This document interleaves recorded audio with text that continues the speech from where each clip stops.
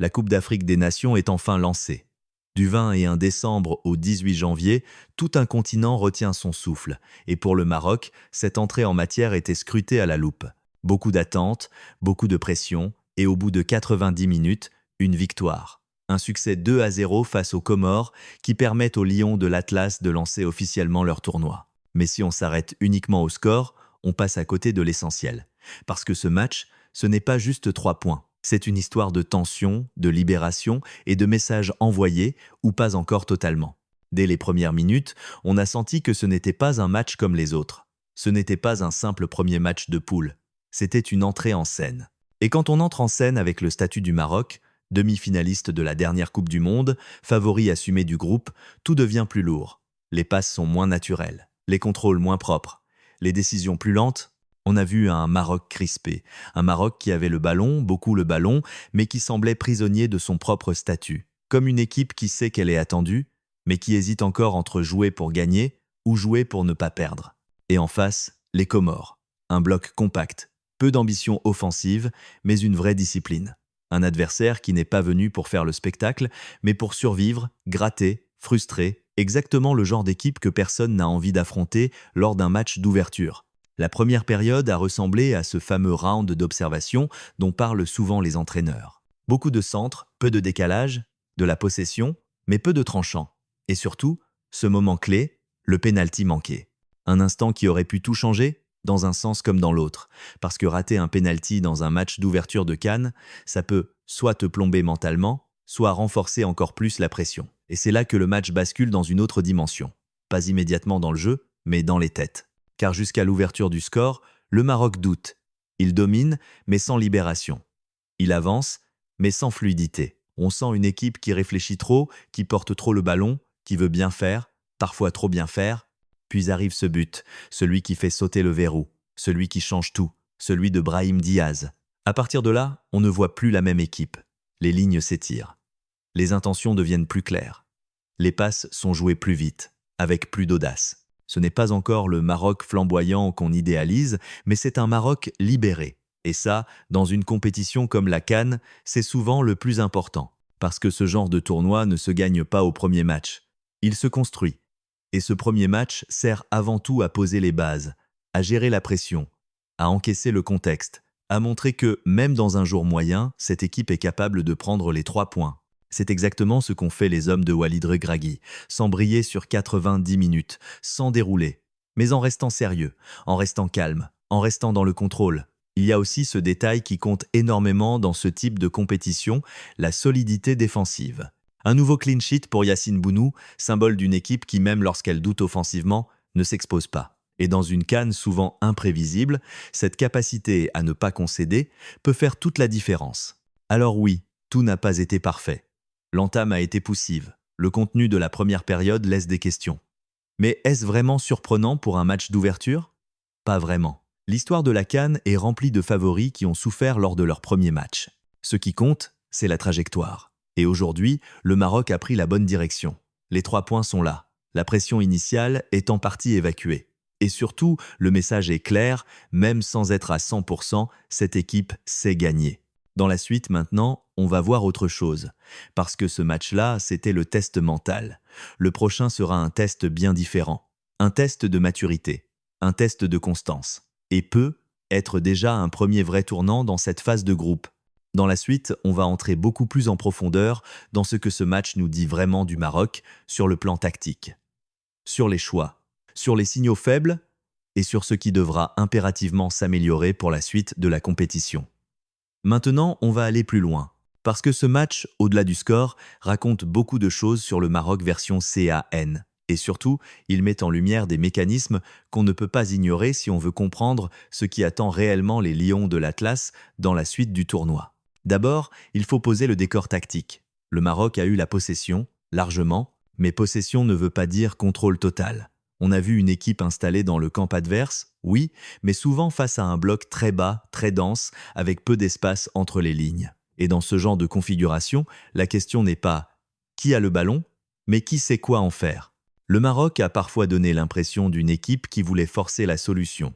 Beaucoup de centres, parfois trop précipités. Des situations de 1 contre 1 mal exploitées. Et surtout, un manque de mouvement coordonné entre les lignes. C'est un peu comme une équipe qui a les clés, mais qui cherche encore la bonne serrure. Ce n'est pas un problème de qualité individuelle, elle est évidente. C'est davantage un problème de rythme et de synchronisation, les appels n'étaient pas toujours suivis, les décrochages n'étaient pas toujours accompagnés. Et quand tu affrontes une équipe comme les Comores, qui accepte de subir, la moindre approximation se paie par une occasion manquée. Mais il y a un point très intéressant, la patience. Malgré les déchets techniques, malgré la frustration visible, le Maroc n'a pas paniqué. Il n'a pas déséquilibré son bloc, il n'a pas surjoué offensivement au point de se découvrir derrière, et ça, c'est une vraie maturité collective. C'est exactement le type de comportement qu'on attend d'un favori. Une équipe qui accepte de ne pas marquer tout de suite. Une équipe qui sait que le match peut durer. Une équipe qui fait confiance à son plan, et ce plan, on l'a vu évoluer après l'ouverture du score. Les latéraux ont pris plus de hauteur. Les milieux ont joué plus vite vers l'avant. Les prises de risque ont été mieux dosées. Résultat, un Maroc plus fluide, plus audacieux et surtout plus dangereux. Un autre élément clé de ce match, c'est l'impact du banc. On parle souvent de profondeur d'effectif, parfois comme un cliché. Mais là, c'est concret. Les entrants ont changé le rythme, apporté de l'énergie et surtout de la lucidité dans les derniers mètres. C'est un signal très fort pour la suite, parce que dans une CAN, les matchs s'enchaînent vite. La fatigue s'accumule, et les équipes qui vont loin sont souvent celles qui gagnent aussi grâce à leur banc. Maintenant, parlons des erreurs de lecture fréquentes autour de ce match. Première erreur, dire que le Maroc a mal joué. Non, le Maroc a joué un match d'ouverture sous pression face à un bloc bas avec un adversaire discipliné. Ce n'est pas la même chose que mal joué. Le contenu n'était pas spectaculaire, mais il était cohérent avec le contexte. Deuxième erreur, sous-estimer les Comores. Leur plan de jeu était clair, assumé et par moments efficace. Le problème, ce n'est pas la défense. C'est le manque d'audace offensive à certains moments clés. Quand le Maroc doutait encore, il y avait peu, être quelque chose à tenter différemment. Troisième erreur, tirer des conclusions définitives. Ce match ne dit pas que le Maroc va survoler la compétition, mais il ne dit pas non plus qu'il va souffrir à chaque rencontre. Il dit surtout que cette équipe est capable de gagner sans être à son maximum. Et c'est là qu'on commence à se projeter, parce que le prochain rendez-vous change totalement de nature. Face au Mali, le Maroc n'aura plus le même type de match. Plus d'intensité, plus de duels, plus de transitions rapides. Et surtout, une équipe capable de te punir si tu manques de justesse. Ce match contre les Comores, c'était un test de patience. Celui contre le Mali sera un test de maîtrise. Maîtrise émotionnelle, maîtrise tactique, maîtrise des temps faibles. Et c'est précisément pour ça que cette entrée en matière est intéressante. Elle met en lumière ce que le Maroc sait déjà faire et ce qu'il devra absolument améliorer. Dans la suite, on va entrer dans quelque chose de très concret. Comment lire les prochains matchs du Maroc? Quels signaux observer dès les premières minutes? Quels détails doivent alerter? Et surtout, comment cette équipe peut faire la différence ou se mettre en difficulté selon les scénarios? Alors passons à ça. Alors passons maintenant à la lecture pratique.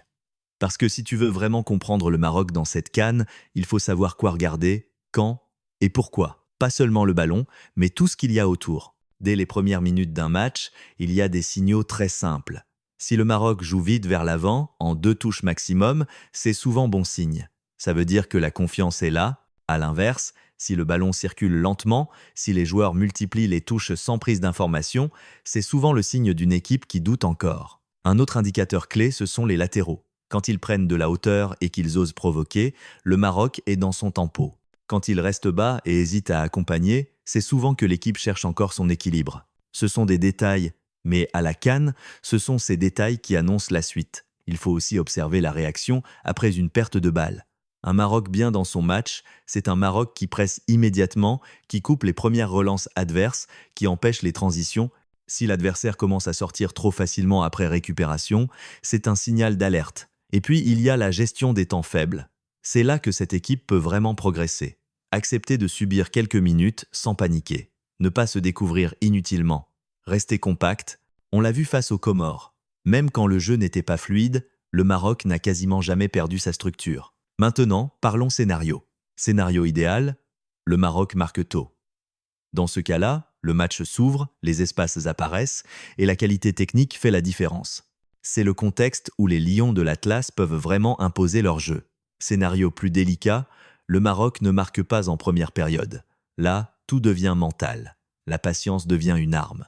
Le danger, c'est de forcer, de multiplier les centres sans préparation, de se frustrer.